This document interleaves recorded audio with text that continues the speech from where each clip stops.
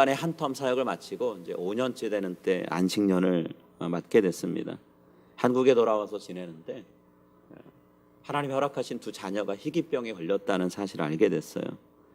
단순히 드물게 발생하는 희귀병인 것만이 아니라 치료가 어려운 난치병이라는 사실까지 알게 됐습니다. 아이들의 회복을 위해서 열심히 안식년 기간을 보내게 되는데요. 예정보다는 조금 더 오래 안식년을 보내신 것 같아요. 그런데 하나님께서 계속해서 그 시간 동안 선교지로 돌아가서 그 땅에서 섬겼던 고아들 또 장애아들 다시 만나야 되겠다라는 마음을 주셔서 어쩔 수 없이 아이들과 함께 선교지로 복귀를 했습니다. 그래서 사역을 다시 시작을 했는데요. 그렇게 사역을 하다가 얼마 지나지 않아서 첫째 딸을 선교지에서 하나님 품에 돌려보내게 됐습니다. 마음의 상심이 꽤 컸죠. 근데 둘째 아들은 하루하루 호흡하는 것 자체가 또 문제가 생겼어요. 숨을 잘 못 쉬는 거예요. 그래서 늘 옆에 있으면서 지켜봐야 됩니다. 이런 상황을 보고서 이제 고민하다가 결국에는 본국으로 돌아와서 본부에서 선교사로 파송된 분들을 지원하고 동역하는 사역들을 감당하면서 여전히 선교사로서의 사역을 계속 하시게 됐는데요. 여러분, 이 이야기 속의 주인공 지금도 계속 선교하고 계시는데 이분이 선교사로 헌신한 상태잖아요. 근데 선교사로 헌신하고 나서 딸을 잃고 또 아들은 병중에서 호흡하는 게 문제가 생긴 상황인 이런 상황은 어떻게 우리가 받아들여야 될까요? 하나님께서 주신 고난이다 이렇게 받아들이고 기쁜 마음으로 넘어가면 될까요? 아니면 이것도 복이지라고 생각하면서 가야 될까요? 혹은 우리가 쉽게 하는 질문 있죠. 하나님 왜 저한테 이러세요? 라고 하는 질문을 하면서 가야 되는 일일까요? 여러분, 우리가 고난이라는 단어를 생각할 때 우리 그리스도인들한테 쉽게 받아들여지지 않는 말 중에 하나죠. 예수님의 고난을 생각할 때는 감사하지만 내게 닥치는 고난에 대해서는 이게 받아들이기가 여간 쉬운 게 아닙니다. 쉽지 않죠. 근데 오늘 본문을 보면 고난을 의도적으로 본인이 참여하려고 고난 속에 들어가려고 하는 사람의 이야기가 나오죠. 예수님께 모든 걸 걸고 살았던 사람 바울의 이야기가 지금 오늘 본문에 나오고 있는데요. 10절과 11절에서 바울이 편지를 통해 고난에 대해서 뭐라고 말하는지 우리 같이 한번 읽겠습니다. 10절, 11절 말씀입니다. 내가 그리스도와 그 부활의 권능과 그 고난에 참여함을 알고자 하여 그의 죽으심을 본받아 어떻게 해서든지 죽은 자 가운데서 부활에 이르려 하노니. 바울은 지금 그리스도의 고난에 참여하는 게 어떤 것인지를 실제로 알기 위해서 죽음의 길을 걸어가셨던 예수님을 본받는다 이렇게 얘기합니다. 달리 표현하면 바울 자신도 예수님이 걸어가셨던 것처럼 십자가에 이르는 죽음의 길을 걸어가고 있다 이런 뜻이죠. 그냥 머릿속으로만 마음으로만 그렇게 살아가야지 결단하고 끝나는 게 아니라 실제로 사는 모습이 그렇다는 얘기예요. 바울은 지금 고난을 할 수만 있으면 꼭 피해야 되는 함정처럼 대하지 않습니다. 오히려 귀한 것을 얻기 위해서 반드시 거쳐가야 되는 지름길 혹은 먼 길을 둘러가지 않으려고 일부러 뚫어놓은 터널을 지나가는 것처럼 그렇게 생각한다 이렇게 얘기합니다. 여러분, 왜 이렇게 바울이 고난을 적극적으로 맞아들이려고 하고 있을까요? 왜 고난받는 삶을 본인이 스스로 자처하면서 가고 있을까요? 본문에 이렇게 얘기하고 있죠. 고난을 받음으로 인해서 하나님의 베푸시는 부활의 능력을 경험하고 싶었기 때문이다 이렇게 얘기합니다. 고난과 죽음이 없이는 부활이 있을 수 없죠. 죽지 않은 사람한테 무슨 다시 사는 일이 있겠어요? 실제로 죽지 않았다면 다시 생명을 얻어서 살아난다? 이거 없는 얘기입니다. 성립되지 않는 말이에요. 죽은 사람만이 하나님이 다시 살려주시는 은혜를 누릴 수가 있는 거죠. 그래서 바울이 11절에서 어떻게 해서든지 죽은 자 가운데서 부활에 이르려 하노니 라고 얘기합니다.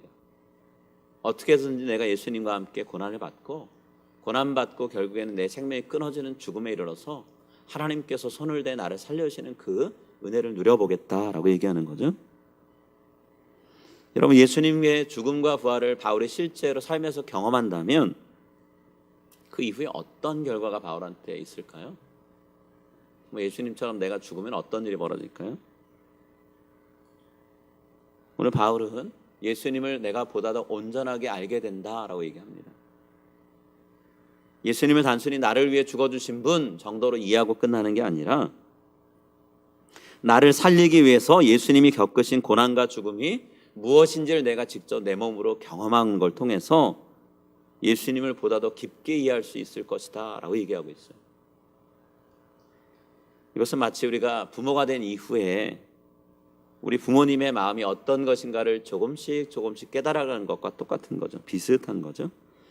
자녀들을 낳고 길러봐야 비로소 우리를 기르기 위해서 부모님들이 쏟아부으셨던 수고가 무엇이고 희생이 무엇인지를 알게 되는 거죠. 그리고 그분들의 인생에 우리가 어떤 존재로 자리하고 있는지도 조금씩 깨닫게 됩니다.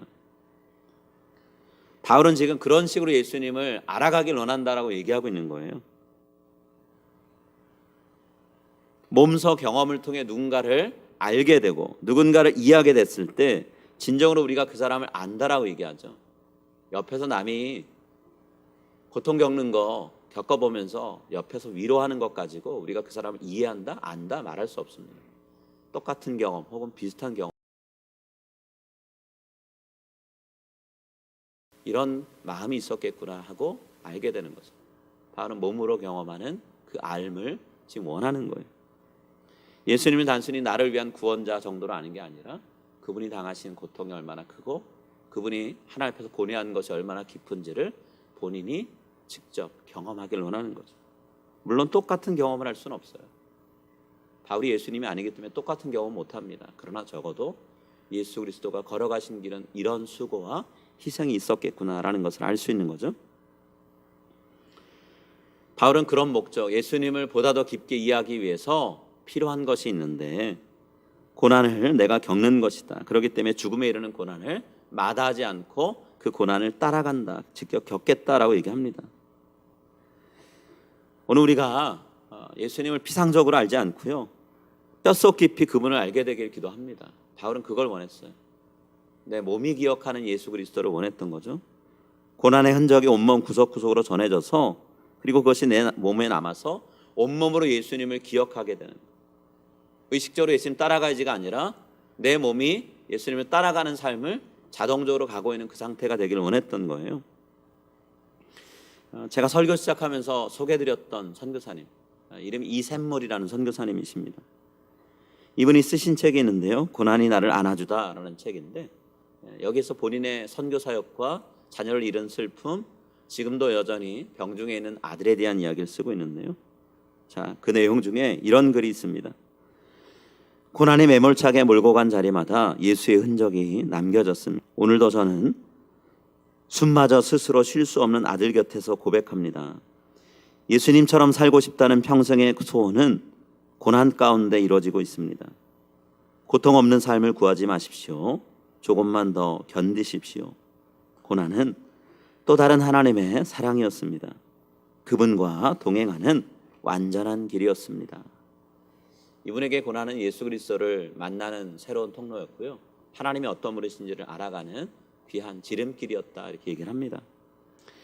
바울이 말하는 고난을 통해서 부활을 경험하는, 바울은 그걸 얘기하고 있어요. 내 고난이 고난으로 끝나지 않고 하나님께서 예수님께 베푸셨던 그 부활의 능력을 체험하는 통로가 된다라고 얘기하는데요, 여러분, 실제로 살면서 부활의 권능을 우리가 누리는 삶은 뭘까요?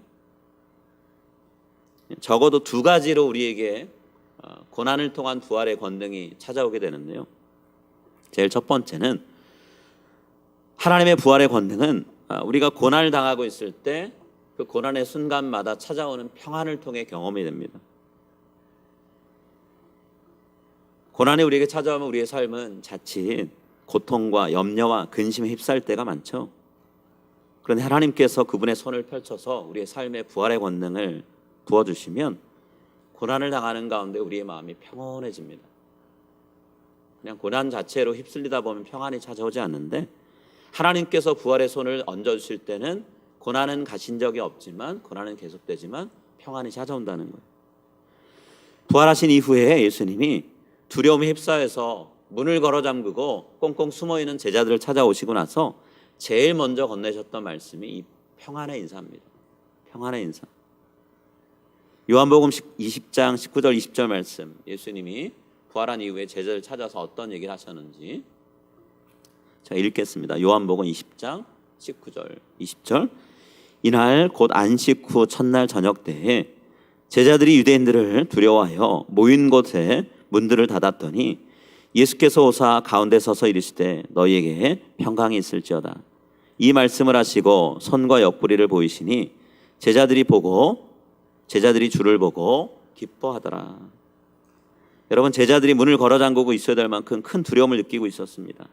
그때 예수님께서 부활의 몸을 이끌고 오셨죠. 그리고 곁에 다가와서 제자들을 안심시키면서 기쁨이 찾아올 수 있도록 그들과 함께 하셨습니다. 그 예수님이 바로 제자들에게는 하나님의 부활의 권능을 베푸시는 분이셨어요. 부활의 능력이 무엇인가라고 하면 고난을 없애주는 것으로만 경험될 수 있는 게 아니라 오늘 본문은 얘기합니다. 오히려 고난을 겪는 가운데서도 불안해하지 않고 평안함 가운데 하나님을 신뢰하고 그분을 따를 수 있도록 만들어주는 힘, 그게 부활의 권능이라는 것. 그것을 경험한다는 거죠. 오늘 우리가 하나님께서 베푸신 이 부활의 권능을 경험하기를 원합니다. 고난은 아직 가시지 않았지만 하나님 때문에, 하나님으로 인해서 찾아오는 평안을 누리는 우리 모두가 다 될 수 있기를 바랍니다. 자, 두 번째는요, 부활의 권능이 우리의 실제 삶에 어떻게 경험되고 찾아올 수 있을까? 자, 부활의 권능은요, 우리가 고난을 겪고 있을 때 그 안에서 발견하는 소망을 통해 우리에게 찾아옵니다. 고난 가운데 발견되는 소망을 통해 우리가 부활의 권능을 경험하게 되는데요.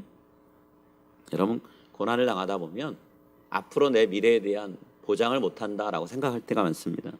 미래에 대해서 아무런 기대도 하지 못할 때가 많죠. 지금 당장 눈앞에 있는 현실 자체가 절망적인데 어떻게 다음을 기약할 수 있을까 하는 생각이 찾아온다는 거예요. 그런데 하나님은요, 죽은 지 3일 만에 싸늘한 시체로 누워있던 예수님의 몸에 생명을 불어넣으셨습니다. 그리고 따뜻한 체온이 감돌게 하셨어요. 다시 살아나게 하셨다는 거죠. 누웠던 자리에서 일어나서 절망감에 빠져있는 제자들을 위로하고 격려하기 위해서 찾아가게 하셨어요. 그리고 저들을 만나서 너희는 여기 있지 말고 세상 속으로 들어가서 부활의 복음을 전하는 복음 전도자가 되라라고 하는 명령을 내리셨습니다. 예수님이 이 명령과 함께 제자들에게 주신 선물이 있죠. 생명을 불어넣는 영이신 성령님을 그들 안에 불어넣으셨습니다. 그래서 저들이 가는 곳마다 죄로 인해 죽었던 사람들이 구원의 새 생명을 얻게 될 거다라고 선포하셨어요. 보내고 끝난 게 아니고요, 순종하고 가서 성령님의 능력을 힘입어서 말씀을 선포하면 너희가 보게 될 것이 무엇인지 내가 얘기해 주마라고 하시고 죽은 영혼들이 살아나는 것을 경험할 거다, 이렇게 얘기하셨어요. 요한복음 20장 21절부터 23절 말씀 우리 같이 한 목소리로 읽겠습니다. 자, 함께 읽습니다. 시작. 예수께서 또 이르시되 너희에게 평강이 있을지어다. 아버지께서 나를 보내신 것과 같이 나도 너희를 보내노라. 이 말씀을 하시고 그들을 향하사 숨을 내쉬며 이르시되 성령을 받으라.